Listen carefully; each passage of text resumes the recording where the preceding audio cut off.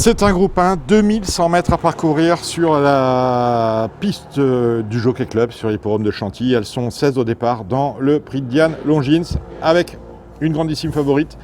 C'est normal, c'est le numéro 3, c'est Yarafina, l'entraînement d'Alain Deroyer-Dupré, la Kazakh classique de son Altesse Lagacan, la monte de Christophe Soumillon et une jument en pleine possession, une pouliche en pleine possession de ses moyens, qui vient d'ailleurs de s'imposer sur la distance à Longchamp dans l'important prix de Saint-Alary.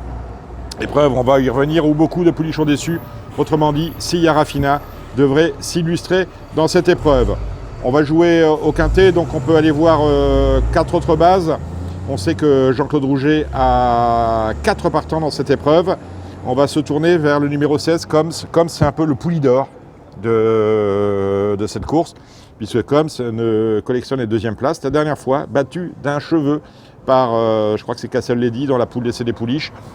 Normalement, en digne fille de Le Havre, la distance ne lui posera absolument aucun problème. Sa place est à l'arrivée. C'est peut-être notre jubilé gagnant, le 3, Yarafina, et le 16, Combs.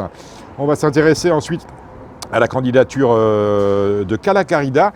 Je vous parlais du prix Saint-Alary remporté par Yarafina. Calacarida avait bien tenu sa partie. La distance ne va pas y poser des problèmes. Il va y avoir 25 contre 1 et elle mérite de faire partie de vos bases spéculatives. Et attention à ma 4e base, le numéro 11 Amarena. Elle était entraînée par Henk Grohe. Elle avait débuté Düsseldorf. Elle s'est imposée avec la manière sur l'épreuve de Longchamp. Et elle a été achetée par un propriétaire japonais qui l'a placée chez Satoshi Kobayashi. Autrement dit, très belle chance. 4 bases. Le 3, Yarafina. Le 16, Combs.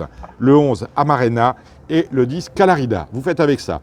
On va descendre maintenant les différents partants de cette épreuve, avec des chances absolument régulières. On ne peut pas faire des rayures. On ne peut pas faire des rayures et dire, tiens, non.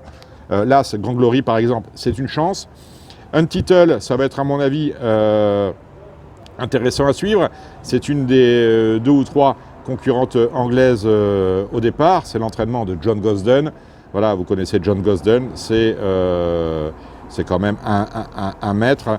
C'est une concurrente qui s'est bien comportée en Angleterre, débutée par une victoire, puis une 2e place.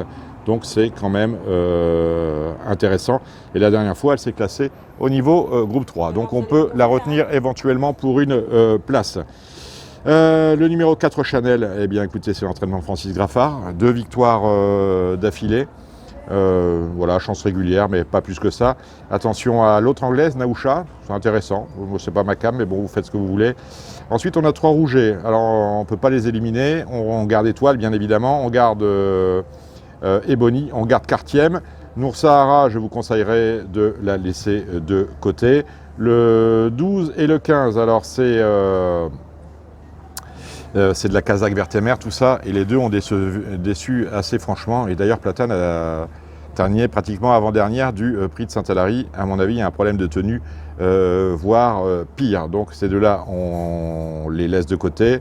Comme on laisse de côté éventuellement le 13, c'est Wonderman. Ça fait longtemps qu'on n'a pas vu des Nicolas Clément bien courir, sauf à réclamer dans les petites catégories. Le 14, Morning New, voilà, Nicolas Collery se fait plaisir, il a bien raison.